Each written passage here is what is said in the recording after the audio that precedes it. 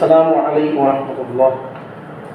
الحمد لله رب العالمين والصلاة والسلام على أشرف الأنبياء والمرسلين وعلى آله وأصحابه أجمعين. فقد قال الله تعالى في القرآن الكريم والفرقان الحميد: فأعوذ بالله من الشيطان الرجيم. بسم الله الرحمن الرحيم.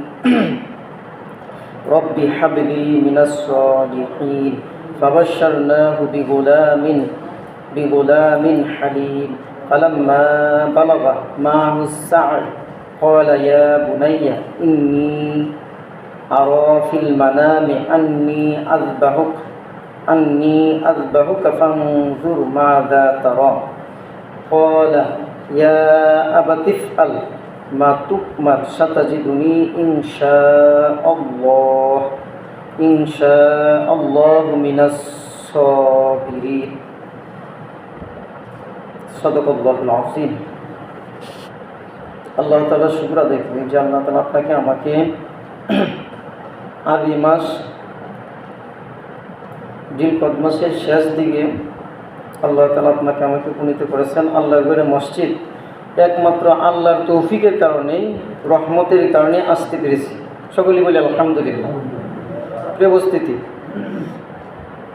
চলতি যে মাসটা আরবি মাসের হিসাবটা করতেছি, এই মাসের কয়েকদিন মাত্র বাকি আছে। সোমবার অথবা মঙ্গলবারে চাঁদ ওঠার সম্ভাবনা রয়েছে। আজকে 27তম, তো চাঁদ ওঠার পরপরেই গণনা হলো 10ম তারিখে কুরবানি ঈদ। বলেন কয় নম্বর তারিখে? 10 তারিখ। এটাকে বলা হয় জিলহজ মাসের 10 তারিখ। প্রিয় উপস্থিতি, এই ঈদের স্মৃতিবজড়িত ঐতিহ্য হলো আমাদের পিতা হযরত ইব্রাহিম আলাইহিস সালামের আদর্শিক, আর এটা আমাদের নবীর মাধ্যমে আবশ্যক করা হয়েছে। প্রিয় উপস্থিতি, মুহতারাম হাজিরিন, আল্লাহ তাআলা কুরআন কারীমের অনেক জায়গায় আমাদের পিতা ইব্রাহিম আলাইহিস সালাম সম্পর্কে বলেছেন। অর্থাৎ ওনাকে বলা হয় আবুল আম্বিয়া, নবীগণেরও পিতা। বলেন কাদের পিতা? আপনার আমারও পিতা। যত নবী আম্বিয়া কেরাম আছে সকলেরই আবুল আম্বিয়া বলা হয়। মিল্লাত আবিকুম ইব্রাহিম, জাতি ধর্ম সকলের জন্য উনি পিতা, মুসলিম মিল্লাতের জাতির জন্য। ইব্রাহিম আলাইহিস সালাম বলা হয়েছে যতজন নবী আছেন, বিশেষ কয়েকজন নবী, এর মধ্যে ইব্রাহিম আলাইহিস সালাম অন্যতম। প্রিয় উপস্থিতি, ইব্রাহিম আলাইহিস সালামের অনেক কিছু আমাদের নবীর মাধ্যমে আবশ্যক করা হয়েছে। যেমন আমরা মুসলমান যারা বাচ্চাদেরকে ছোটো সময়ে খতনা করা হয়, সুন্নাহ আমরা যেটা মনে করি, এটা কিন্তু ইব্রাহিম আলাইহিস সালাম আদর্শ। বলেন কার আদর্শ? আমরা যে তাশাহুদের মধ্যে দুরূদ শরীফ পড়ি, ইব্রাহিম আলাইহিস সালাম নাম আছে। বলেন কার নাম আছে? অর্থাৎ পিতার আদর্শিক অনেক বিষয় রয়েছে।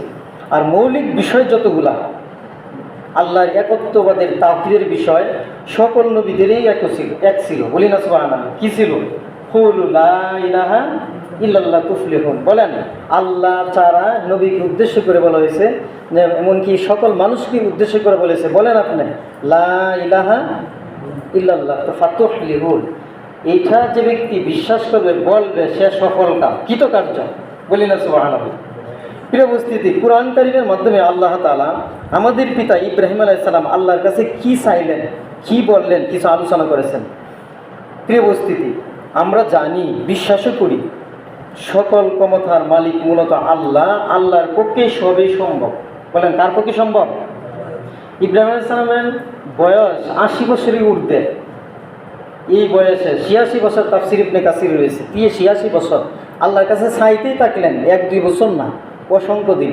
কিন্তু নবীরা তো হতাশ হনেই না, ইমানদার দ্বারা তারাও কিন্তু হতাশ হন না আল্লাহর এই রহমত থেকে, যে আল্লাহ আমাকে অবশ্যই দেবেন, এই আশা থাকতে হয়। বলে কি থাকতে হয়? হযরত ইমাম বুখারীর মা বলতেছে, হে আল্লাহ, আমার বাচ্চাটাকে আমি বুঝতে পারছি উনি চোখে দেখতে পান না। সবার আগে মা বুঝতে পান না, চোখে দেখতে পান না। আমার আশা ছিল তো ছেলেটা যেন দিনের খেদমতে ব্যয় হয়, আপনার কাছে চেয়ে আনছি, আপনি দিয়েছেন, কিন্তু আমার ছেলের বাচ্চার দৃষ্টিশক্তি তো নাই। খেলা এটা কি হলো? প্রতিনিয়ত কান্নাকাটি করেন, জীবনীতে আছে, প্রতিনিয়ত, কোনোদিন বাদ না। কীভাবে কান্নাকাটি করেন? অযথা নয়, নামাজের মাধ্যমে। বলেন কিসের মাধ্যমে? প্রিয় উপস্থিতি, 1 দিন 2 দিন নয়, অনেক দিন কান্নাকাটি আকুতি মিনতি করার পর আল্লাহ তাআলা তাকে স্বপ্নে দেখাইলেন, ইব্রাহিম আলাইহিস সালাম স্বপ্নে যুগে আসছেন। সুবহানাল্লাহ। আয়েশা বলতেছে, তুমি সুসংবাদ গ্রহণ করো, তোমার এই ছেলের দৃষ্টিশক্তি আল্লাহ ফিরিয়ে দিয়েছেন। সুবহানাল্লাহ। কেমন ফিরিয়ে দিয়েছেন? ইমাম বুখারীর জীবনীতে রয়েছে, পরবর্তী সময়ে আমাদের দেশে, আমাদের অঞ্চলে যখন আমরা দেখতে পাই আকাশ আলু বর্তিকা, অর্থাৎ চাঁদ স্পষ্ট, তবু আমরা এই চাঁদে পড়ার সুযোগ হয় না। ইমাম বুখারীর দৃষ্টিশক্তি, চোখের প্রখর আল্লাহ এত দিয়েছিলেন, পরবর্তী সময়ে উনি চাঁদের আলোতে অনায়াসে পড়তে পারতেন। সুবহানাল্লাহ। বলেন এটা কিসের কারণে? মায়ের দোয়া, মায়ের আকুতির কারণে। প্রিয় উপস্থিতি, তো আল্লাহ তাআলা শিক্ষা দিলেন আমাদের পিতা ইব্রাহিম আলাইহিস সালামের মাধ্যমে, মূলত আল্লাহর কাছে চাইতে হয়। আল্লাহর কাছে নবী বলতেছেন, হে আল্লাহ রব্বি, হে আল্লাহ আপনি আমাকে দান করেন মিনাস সলিহিন, এক সুসন্তান। আল্লাহর কাছে খালি সন্তান চাইলেই হবে না, সুসন্তান চাইতে হবে। বলেন কি সন্তান? যে সন্তানের মাধ্যমে সমাজ, দেশ, রাষ্ট্র উপকৃত হয়, সেমন সুসন্তান। আল্লাহ তাআলা নবীকে বললেন, ফাবাশশারনাহু বিগুলামিন হালিম, হে নবী আপনি অনেক দিন ধৈর্য ধরার পর এখন আমি আল্লাহ তাআলা আপনাকে এমন এক সুসংবাদ দিলাম, যে সুসংবাদটা বিগুলামিন, এমন এক পুত্রের, হালিম সহনশীল, ধৈর্যশীল, স্থিরশীল, ও ধৈর্য হারা নয়, সহনশীল, ধৈর্যশীল, স্থিতিশীল এক সুসন্তানের সুসংবাদ আল্লাহ তাআলা আমি দিতেছি, আপনি গ্রহণ করেন। সুবহানাল্লাহ। বলেন চাইছেন কার কাছে? এই জন্য সকল অনেক মুফাসসিরগণ কেরাম ঐক্যমত বলেন, আমি আল্লাহর কাছে যদি চাইব, কুরআনের মাধ্যমে চাওয়া যায়, কুরআনের দোয়ার মাধ্যমে। অনেক দোয়া আল্লাহ তাআলা কুরআনে শিখাই দিয়েছেন, রব্বানা হাব লানা মিন আজওয়াজিনা ওয়া যুররিয়াতিনা কুররাতা আয়ুনিন ওয়াজআলনা লিল মুত্তাকিনা ইমামা। আল্লাহর কাছে ছেলের জন্য, সন্তানের জন্য, স্ত্রীর জন্য আল্লাহর কাছে চাওয়া যায়, আল্লাহ আমার এমন চোখ জোড়ানো সন্তান দান করেন, শীতল চোখ জোড়ানো সন্তান দান করেন, যে সন্তানের প্রতি তাকাইলে পড়ে আমাদের অন্তরটা শীতল হয়ে যায়, চক্ষু স্থির থাকি। অর্থাৎ প্রিয় উপস্থিতি, তাহলে আল্লাহর কাছে চাইতে হবে। বলেন কার কাছে? আল্লাহর কাছে। এই দোয়াটা পড়া যায় বেশি বেশি, রব্বি হাবলি মিনাস সলিহিন, রব্বি হাবলি মিনাস সলিহিন। প্রিয় উপস্থিতি, আল্লাহ বলেন ফাবাশশারনাহু, আপনি সুসংবাদ গ্রহণ করেন হে নবী আপনি ইব্রাহিম আলাইহিস সালাম, বিগুলামিন হালিম, এমন সুসন্তান যে সুসন্তানটা হবে ধৈর্যশীল। আল্লাহ বলেন ফালাম্মা বালাগা মা'আস সা'য়া ক্বালা ইয়া বুনাইয়া ইন্নী আরা ফিল মানামি আন্নী আযবাহু।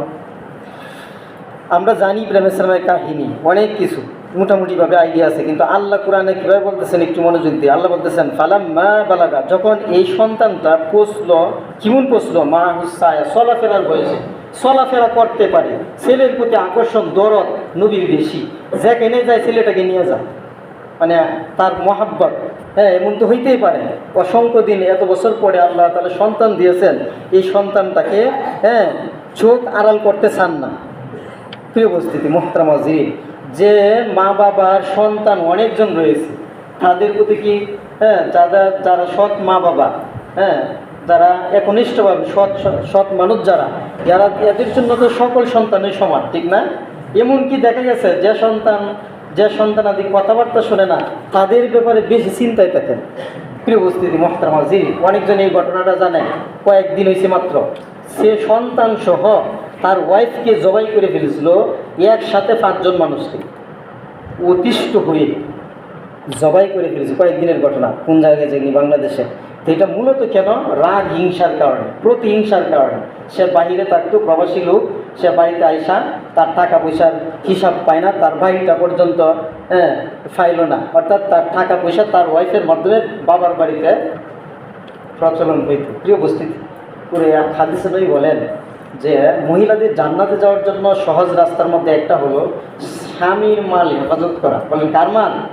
এটা একটা গুরুত্বপূর্ণ বিষয়। ওয়াইতা তাল মানে স্বামীর মাল আনুগত্য করা, হেফাজত করা। তাহলে এটা একটা বিশেষ আমল। বলা হয়েছে একজন এতিম মিসকিনের দান করবো, আপনারা জানেন কি না? এতিম মিসকিনের দান করার কোনো বাধা নাই, কিন্তু কিছু ক্ষেত্রে দান করার ক্ষেত্রে হাজব্যান্ডের, স্বামীর অনুমতি লাগে, নফল রোজা রাখলে অনুমতি লাগে। বলেন কি লাগে? একাদিসে গুরুত্বপূর্ণ কথা বলা হয়েছে যে আল্লাহ তাআলার কুদরতি পায়ে সেজদা দিতে হয়। যদি সেজদা দেওয়ার হুকুম আল্লাহ অর্ডার দিতেন, তাইলে স্বামীদের পায়ের নিচে সেজদা করার হুকুম দিতেন ওয়াইফদেরকে, মহিলাদেরকে। বলি না সুবহানাল্লাহ? এটা হাদিসে রয়েছে। তাইলে স্বামীর গুরুত্ব আছে অত্যধিক। প্রিয় উপস্থিতি মোহতারাম সিরিন, তাইলে গলায় শুধু ছুরি চলাইলেই কুরবানি হয় না। এই লোকটা যে তার ওয়াইফ এবং তার সন্তান, 3টা সন্তানকে জবাই করে ফেলছিল, আরেকজন লোক তার শালক হয়, এই মানুষকে যে জবাই করে ফেলছে সেটাকে কুরবানি বলা হয় না। অর্থাৎ পশুর গলে ছুরি চলাইলেই কুরবানি হয় না। এই কোরআন কারিমে আয়াতে আল্লাহ তাআলা ঘোষণা দিয়েছেন যে ইব্রাহিম আলাইহিসসালামকে আল্লাহ তাআলা ইসমাইল আলাইহিসসালামের গলায় ছুরি চলানোর জন্য, সুবহানাল্লাহ, তাফসিরে রয়েছে। যারা মোবাইলে ওয়াজ শোনেন, আল্লামা অলিফুল ইসলাম অনেক মাহফিলে সেটা বলছেন, এটা তাফসির দ্বারা প্রমাণিত। আল্লাহ তাআলার পক্ষে কোনো কিছুই অসম্ভব নয়, সব কিছুই সম্ভব না। আল্লাহ বলতেছেন ওই ছুরিকে, যে এই ছুরি, আল্লাহ ইব্রাহিম আলাইহিস সালাম আল্লাহর বিশিষ্ট নবী ছুরিকে বলতেছেন, আদেশ করতেছে, এই ছুরি আমি কত চেষ্টা করতেছি, গলায় ছুরি চলে না কেন? না, আল্লাহ আমার প্রতি অসন্তুষ্ট হয়ে গেছেন। তিনি এই ছুরিকে আঘাত করলেন একটা পাথরের উপর, ছুরি দ্বারা পাথর টুকরা হয়ে গেল, কিন্তু ইব্রাহিম আলাইহিস সালামের গলা কাটে না। বলেন কি কাটে না? আল্লাহর পক্ষে সম্ভব, খুন হও তখনই তা হয়ে যায়। ছুরিকে বলতেছেন ইব্রাহিম আলাইহিস সালাম, এই তোমার কি হয়েছে, ব্যাপারটা কি? ইব্রাহিম আলাইহিস সালামের কথার জবাব দেওয়ার মতো তো তার কোনো কিছুই নাই। কিন্তু আল্লাহ যদি বলেন এই ছুরি তুমি জবাব দিয়ে দাও, তুমি কথা বলো, বলেন তো দেখি, আল্লাহ অর্ডার করলে আল্লাহর পক্ষে কি সম্ভব না? এই ছুরি কথা বলতেছে, তাফসীরে রয়েছে যে তুমি শুধু চেষ্টা করতেছো, একবার চালাইতেছো ছুরি শক্তি দিয়া, কিন্তু তোমার সৃষ্টিকর্তা আল্লাহ যিনি, উনি আমাকে 70 বার নিষেধ করতেছেন। সুবহানাল্লাহ।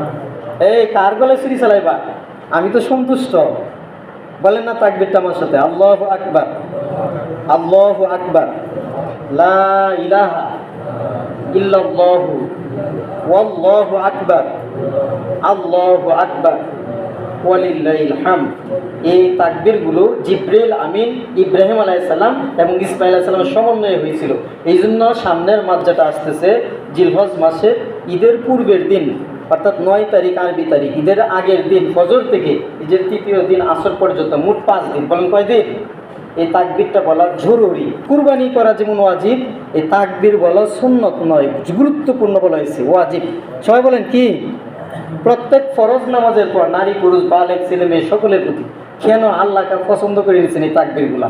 জিবরিল আলাইহিস সালাম আকাশ থেকে আসতেছেন, তাফসীরে লিখছে, আর কল্পনা করতেছেন কিমন একজন বিশিষ্ট নবী, আল্লাহ অর্ডার দিয়ে দিয়েছেন ছুরি চালানোর জন্য, ছেলের করা, আর ছেলেও রেডি, বাবাও ছুরি নিয়ে রেডি। সুবহানাল্লাহ। এই জন্য জিবরিল আলাইহিস সালাম চমক বিকট আওয়াজে বলতেছেন যে আল্লাহ শ্রেষ্ঠ, আল্লাহ সর্বশ্রেষ্ঠ, আল্লাহু আকবার, আল্লাহু আকবার। ইব্রাহিম আলাইহিস সালাম এই শব্দ শোনার পরে বলতেছিল লা ইলাহা ইল্লাল্লাহ, আল্লাহ ছাড়া কোনো মাবুদ নাই। আমিও বলতেছি আল্লাহই শ্রেষ্ঠ। বলেন কে শ্রেষ্ঠ? ইসমাঈল আলাইহিস সালাম ছুরির নিচ থেকে বলতেছিল আল্লাহু আকবার লিল্লাহি, আমিও বলতেছি আল্লাহ শ্রেষ্ঠ, আর প্রশংসা শুধু আল্লাহ। বলেন প্রশংসা কার? দেখেন এইগুলো কোরআন কারিমে আল্লাহ তাআলা সূরাতুস সফফাতে বর্ণনা করেছেন, আর তাফসীরে রয়েছেন ব্যাখ্যা।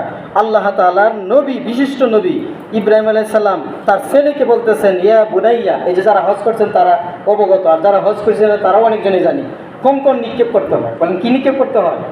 ইব্রাহিম আলাইহিস সালামের ছেলে এবং ইব্রাহিম সালামকে যে শয়তানে ধোঁকা দিয়েছিল, এইটার জন্যে, শয়তান তাড়ানোর জন্যে কঙ্কর নিক্ষেপ করা হয়। এখনও নির্ধারিত এক জায়গার মধ্যে পাথর বৃষ্টিত শয়তানকে উদ্দেশ্য করে কঙ্কর নিক্ষেপ করা হয়। প্রিয় উপস্থিতি, ইব্রাহিম আলাইহিস সালাম ছেলেকে বলতেছেন হে আমার আদরের ছেলে, হে আমার বৎস, ইয়া বুনাইয়া ইন্নী আরা ফিল মানামে আন্নী আযবাহুক। আমি স্বপ্নে দেখতেছি, আল্লাহ স্বপ্নে দেখেছেন। নবীদের স্বপ্ন কিন্তু সত্য। বলেন নবীদের স্বপ্ন কিন্তু সত্য, ওহী। আমরা যে স্বপ্নে দেখি এবং অবাস্তব হইতে পারে, অনেকগুলো বাস্তব হইতে পারে, কিন্তু নবীদের অবাস্তব স্বপ্ন নয়। স্বপ্নে যা দেখেন তা দিনের বেলায় প্রকাশিত হয়। হাদিসে সহিহ বুখারীতে রয়েছে ওয়ালা ইয়ানামু কালবি, এর অনেক ব্যাখ্যা। নবী ঘুমাইলেও নবীর অন্তরটা জাগ্রত থাকতো। সুবহানাল্লাহ। তা নবী, আমাদের নবী আর অন্যান্য নবীদের ক্ষেত্রেও দামি, তারা বিশিষ্ট পয়গম্বর, তাদের ঘুমটার মধ্যে স্বপ্নের যুগের কথা ছেলেকে বলতেছেন। কিন্তু এই ছেলে এমন আপত্তি করেন নাই যে স্বপ্নের কথা তো স্বপ্নে, এমন না। ছেলে বলতেছেন যে কথাটা যে ফাংজুর মা যা তারা কলা ইয়া বাতি ফাল, হে ছেলে বলতেছে, ছেলেকে ইব্রাহিম সালাম বলতেছেন ফাংজুর, এ বিষয়ে তোমার অভিমতটা কি? ছেলে বলতেছেন যে কোয়ালা ইয়া আবাতি ফাল মা তুকমার, হে আমার সম্মানিত পিতা, আল্লাহ যা আদেশ করেছেন তা কর্মে পরিণত করেন। সুবহানাল্লাহ, কত বড় দামি কথা। লাইক ফাদার লাইক সান। আল্লাহ তাআলা নবী ইসমাইল আলাইহিস সালাম উনি বলতেছেন ইয়া আবাতি ফাল মা তুকমার সাতাজিদুনি ইনশাআল্লাহ। আরেকটা কথা বললেন যে আল্লাহ চাহিত আমাকে পাবেন ধৈর্যশীলদের মধ্যে। সুবহানাল্লাহ। মিনাস সাবিরিন, যারা ধৈর্যশীল ধরে, যারা ধৈর্যশীল, যারা ধৈর্য হারা হন না, যারা যারা অস্থির হন না, যারা আল্লাহর উপরে ভরসা করেন, যারা, এদের মধ্যে আমি আপনার ছেলে ইসমাইলকে পাবেন। সুবহানাল্লাহ। এই ধৈর্যশীল সাধারণ ধৈর্য নয়, যে ছেলের গলায় বলছে ছুরি চালানোর জন্য, জবাই করার জন্য, ছেলেও রাজি হয়ে যায়, কারণ মূলত একটাই, আল্লাহর খুশির জন্য। বলেন কার খুশি করার জন্য? প্রিয় উপস্থিতি, এ আল্লাহকে খুশি করার জন্য যখন রাজি হইল, তখন আল্লাহ তাআলা মূল উদ্দেশ্য ছিল পরীক্ষা করা। বলেন কি করা? এই নবীকে অনেকটি পরীক্ষা দিয়েছেন। আরেকটা পরীক্ষা আমরা অনেক দিনই জানি, আগুনে ফালানো। কিসে ফালানো? কোরআন কারিমে আছে, কুলনা ইয়া নারু কুনি বারদাও ওয়া সালামান আলা ইব্রাহিম। আল্লাহ বলেন হে আগুন, আগুনের সৃষ্টি তো আল্লাহ, হে আগুন ইব্রাহিমের জন্য শুধু ঠান্ডা নয়, এমন ঠান্ডা হোক এসির মতো এয়ার কন্ডিশন, অর্থাৎ ঠান্ডাও নয় শীতও নয়, এমন আরামদায়ক অবস্থা। প্রিয় উপস্থিতি, আল্লাহ তাআলার নবী যা বলছেন, আল্লাহ তাআলা কিছু বর্ণনা করেছেন কেন, এটা উম্মতের জন্য নসিহা। আল্লাহ বলতেছেন ফালাম্মা আসলামা ওয়া তাল্লাহু লিল জাবির। ইসলাম, আমাদের ধর্মের নাম ইসলাম। সবাই বলেন ফারি, তারপর বলেন আমাদের ধর্মের নাম কি? কবরে প্রশ্ন করা হবে মা দীনুকা, তোমার দিন কি? দিন মানে ধর্ম, ধর্ম মানে ইসলাম। আমাদের ধর্ম ইসলাম। আমার নাবিউ কান্ট্রুবান নবীকে, আমাদের নবীর নাম কি? হযরত মুহাম্মদ সাল্লাল্লাহু আলাইহি ওয়াসাল্লাম। প্রিয় উপস্থিতি, এই আয়াতে আল্লাহ তাআলা কুরআন কারিমে সূরাতুস সাফফাতের 103 নং আয়াতে বলেন ফালাম্মা আসলামা, এমনভাবে সারেন্ডার করা, এমনভাবে মেনে নেওয়া যে আমার মন চাহিত নয়। একটা গরু বা পশুর গলায় যেভাবে দড়ি টাঙ্গানোর পর, দড়িতে বাঁধার পর, আর ও যেহেতু দিকেই চেষ্টা করুক না কেন, আমার যদি বর্ষ থাকে, আমার যদি পালিত পশু থাকে, তাহলে আমি যেদিকেই টানি, যেদিকে সংকেত দিই, সেদিকেই যাবে। ঠিক তো বিষয়টা এমন না? গর্দান নেহায়া তাফসীরে লিখছে, আমার গর্দানটা এমনভাবে নত হবে যেভাবে আল্লাহ বলছেন সেভাবে, যেভাবে নবী বলছেন সেভাবে, সেটাকে বলা হয় সারেন্ডার করা। বলে কি করা? এই আল্লাহ তাআলা এই আয়াতে বলতেছেন ফালাম্মা আসলামা ওয়া তাল্লাহু লিল জাবিন, তারা দুজন ইব্রাহিম আলাইহিস সালাম, ইসমাঈল আলাইহিস সালাম এমনভাবে সারেন্ডার করলেন যে সারেন্ডারের কারণে ইব্রাহিম আলাইহিস সালাম ছুরি নিয়ে রেডি প্রস্তুত, আর ইসমাঈল আলাইহিস সালাম গলা রেডি রাখলেন, অর্থাৎ গলা কেশে প্রশস্ত করে দিলেন। আর শয়তানে অনেক দুঃখা রাস্তায় দিয়েছিল। এমনকি তাফসীরে লিখছে ইব্রাহিম আলাইহিস সালামের ছেলে ইসমাঈল আলাইহিস সালাম বলতেছেন ইয়া আমার পিতা, আপনি আমার আব্বু, আপনি আমার সম্মানিত পিতা, আপনি আমার প্রতি যত কিছু করেন দরদ থাকা স্বাভাবিক, দরদ থাকা, আপনার চোখে অশ্রু আসা স্বাভাবিক, পানি প্রবাহিত হওয়া স্বাভাবিক, তাই আপনার চোখটি বেঁধে ফেলেন, আমার চোখটিও বেঁধে ফেলেন। প্রিয় উপস্থিতি, কেমন ছেলে, কেমন পিতা। তখন আল্লাহ তাআলা বলেন ওয়ানাদাইনাহু আইয়া ইব্রাহিম, হে ইব্রাহিম, আল্লাহ বলতেছেন, আহ্বান করে বলতেছেন হে ইব্রাহিম, কাদ সাদ্দাকতা রুয়া ইন্নাকা যালিকা নাজিল মুহসিনিন, তুমি সত্যই পরিণত করেছ তোমার স্বপ্নটাকে, আর এটা মূলত আমি আল্লাহ তাআলা প্রতিদান দিয়ে থাকি সৎ নেক বান্দা যারা, তাদেরকে আল্লাহ বলেন ইন্না হাযা লাহুল বালাউল মুবিন। এই যে সূরাতুস সাফফাত এই আয়াত দ্বারা প্রমাণিত, নিশ্চয় ইহা ছিল এক সুস্পষ্ট পরীক্ষা। বলি না সুবহানাল্লাহ। বলেন যদি এই পরীক্ষায় উত্তীর্ণ কে হয়েছেন? আমাদের পিতা ইব্রাহিম আলাইহিস সালাম। ওয়া ফাদাইনাহু বিযিবহিন আযীম, আল্লাহ তাআলা এই কুরবানিটা কবুল করেছেন এক বিশেষ এক পশুর দ্বারা। বলেন কি দ্বারা? পশুর দ্বারা। সেই পশুটা কি ছিল? দুম্বা। বলেন কি ছিল? দুম্বা। কিন্তু দুম্বা কুরবানি করছেন ঠিকই, সূরাতুল বাকারার 67 নং আয়াত থেকে বোঝা যায় কুরবানি করছেন হযরত মুসা আলাইহিস সালামের সময়ে চাচা এবং ভাতিজার সম্পর্ক নিয়ে। ভাতিজা চাচাকে মেরে ফেলছিল, তখন আল্লাহ তাআলা আদেশ দিয়েছিলেন কুরবানি করার জন্য মুসা আলাইহিস সালামের মাধ্যমে। তখন এই কুরবানিটা ছিল মূলত এই বাচ্চাকে জাগ্রত করার জন্য। মানে নবীদের কাছে তো ওহী নাজিল হয়। বলেন কি নাজিল হয়? যে একটা গরু কুরবানি করার জন্য, সেই গরুটা ছিল গাভী। বাকারা শব্দের তো গাভী। বিশেষ এক ঘটনা রয়েছে সূরাতুল বাকারা 67 নং আয়াত থেকে শুরু। এই গাভীর ঘটনাকে কেন্দ্র করে এটার নাম দেওয়া হয়েছে সূরাতুল বাকারা। অর্থাৎ এই ঘটনা ছিল সেমন, সংক্ষিপ্তভাবে বলি, যে হজরত মুসা আলাইহিস সালাম এর সময়ে, বনি ইসরাইলের সময়ে, এই ছেলে বলতেছে সম্পদের ভাগী কে হবে আমার চাচা, কেউ তো নাই। কিন্তু সে হয়ে গেছিল, সেও ধৈর্য হারা, ধৈর্য আর ধরতে পারতেছিল না। বলতেছিল আমি আমার চাচাকে কোনো এক সময়ে কি করব, কতল করে ফেলবো, তাহলে সম্পদের মালিক তো আমি হয়ে যাব। বাস্তবিক তার চাচাকে মেরে ফেলছিল। আল্লাহ তাআলার নবী মুসা আলাইহিস সালামের কাছে তার বংশের লোক সকল গেল বিচারের জন্য। নবী আম্বিয়া কেরাম যারা, তারা তো বিচার করতেন মূলত আল্লাহর রায় অনুযায়ী। বলেন কার রায় অনুযায়ী? আল্লাহ আদেশ দিলেন একটা গরু জবাই করার জন্য। গরু জবাই করা হয়েছিল। গরুর এক অংশ দ্বারা মৃত ব্যক্তির শরীরে নিক্ষেপ করা হয়েছিল। মৃত ব্যক্তি জীবিত হয়ে শুধু একটি কথা বলেছিল। কি কথাটা? উনার হত্যাকারী কে, উনার হত্যাকারী কে, এই কথাটা বলার পর আবার সে মৃত্যুবরণ বলছিল। তো কে? সবাই জানি, বাতিজার কথা। বলেন কার কথা? সে তো বুঝতে পারছিল না নবীর রায়টা কিভাবে হবে। এই জন্য আল্লাহর নবীরা যে রায় দিয়ে দেন সেটা আল্লাহর পক্ষ থেকে মনোনীত। বলেন আল্লাহর পক্ষ থেকে। প্রিয় উপস্থিতি মোহতারাম হাজিরিন, এখন আসুন, এটা বলতে হয় অনেকজনই জানা নাই, এই জন্য আমরা অনেক কিছু জানি না। কিন্তু আল্লাহ তাআলার নবী কোরআন কারীমের ব্যাখ্যা হাদিস দ্বারা সুস্পষ্ট করেছেন। কোরআন কারীমে একটা সূরা রয়েছে, সূরার নাম ফাজর। সূরার নাম কি? আল্লাহ বলেন ওয়াল ফাজর ওয়ালা ইয়ালিল আশর। ফজর হলো এমন সময়, শুবে সাদিক। আল্লাহ বলেন ওয়াল ফাজর ওয়ালা ইয়ালিল আশর ওয়াশ-শাফি ওয়াল ওয়াতর। আল্লাহ এই ফজরের কসমকে বলতেছেন, তারপর 10 রাত্রির কসম। এই 10 রাত্রির দ্বারা উদ্দেশ্য তাফসীরকারক বলেন সেটা হলো জিলহজ মাসের 10 দিন। বলেন জিলহজ মাসের কয় দিন? অনেক আমল রয়েছে, হাদিসে রয়েছে আফদালু মিনাল আমালি ফি হাযি ক্বালু ওয়ালাল জিহাদু ক্বালা ওয়ালাল জিহাদু। সাহাবায়ে কেরাম বলতেছেন আল্লাহর রাসূল সাল্লাল্লাহু আলাইহি ওয়াসাল্লাম, এই 10টা দিন এত ফজিলত, এই ফজিলত কি জিহাদের চেয়ে শ্রেষ্ঠ?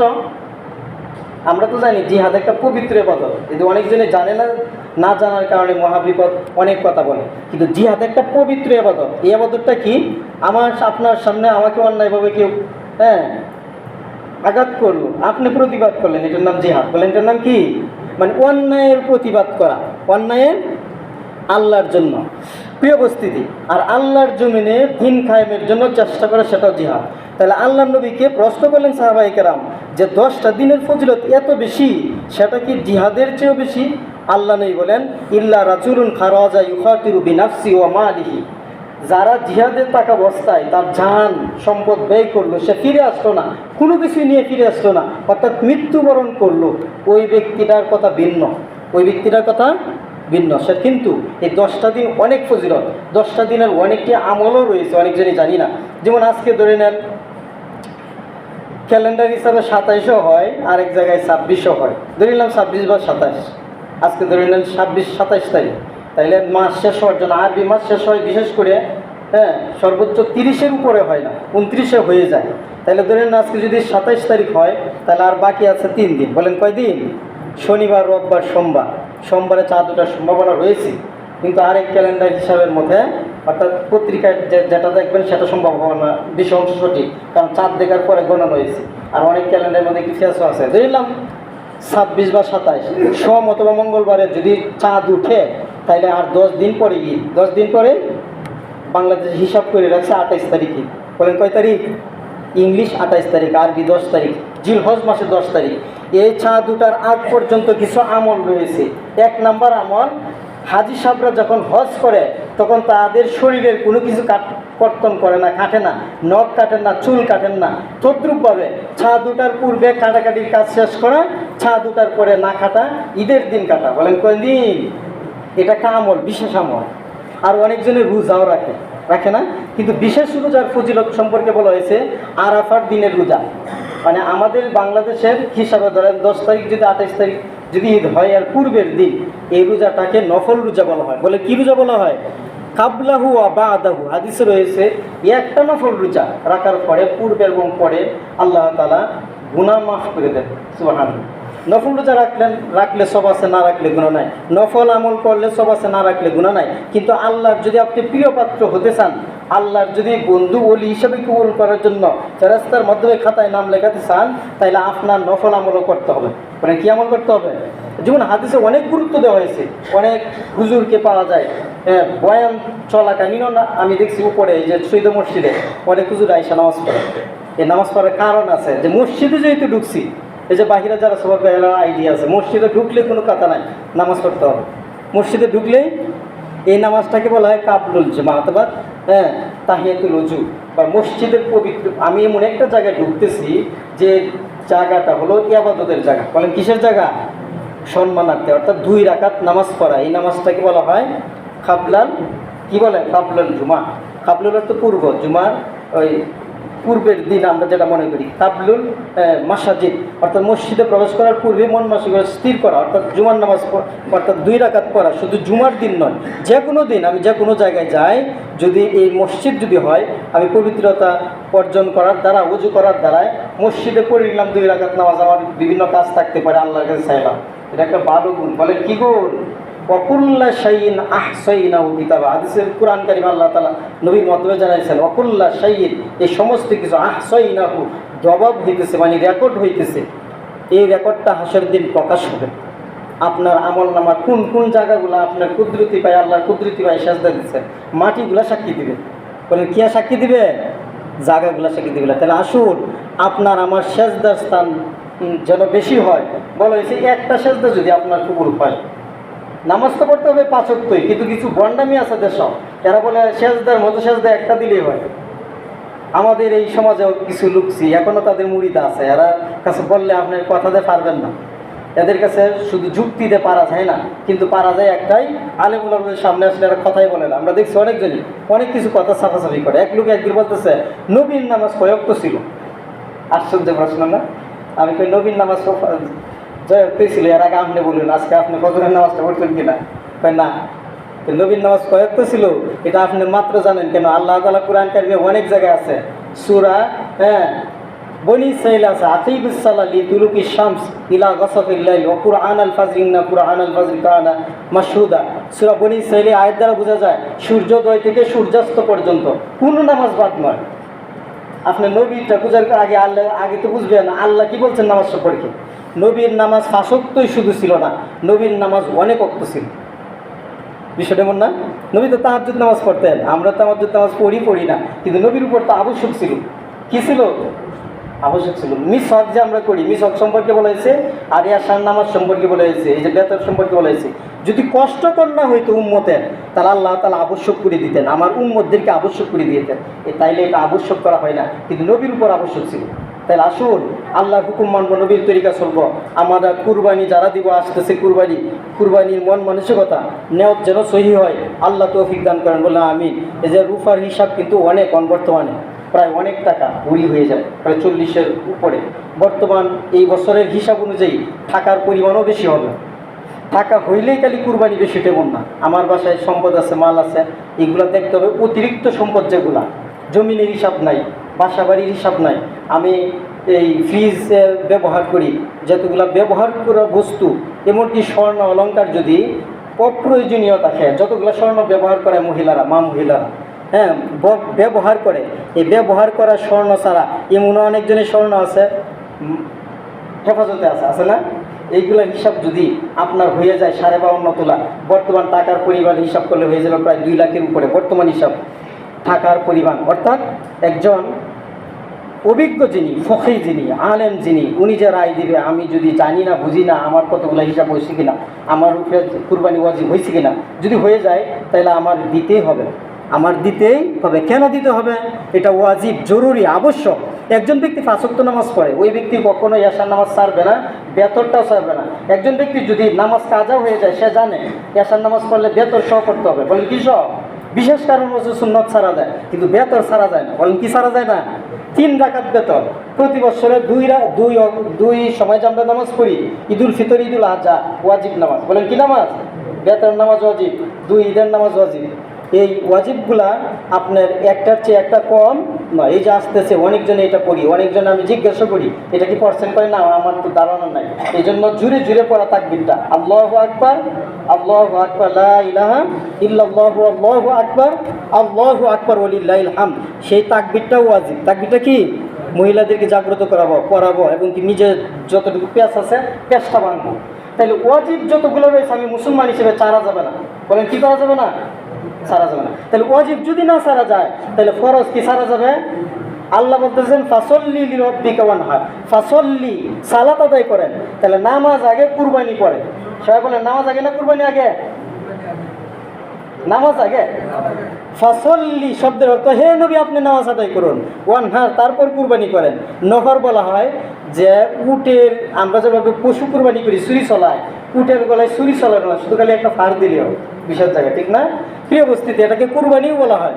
তাইলে কুরবানি পরে নামাজ আগে। তাহলে নামাজ আপনার আমার পাবন্দি হইতে হবে, গুরুত্ব দিতে হবে।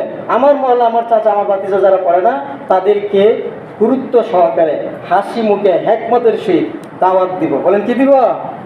ইনশাল্লাহ। আল্লাহ আপনাকে আমাকে আল্লাহর হুকুম নবীর তরিকা আমল গঠন করে তৌফিক নসিব করুন। যারা সুন্নাত নামাজ পড়ি না 4 রাকাত সুন্নাত নামাজ আদায় করি।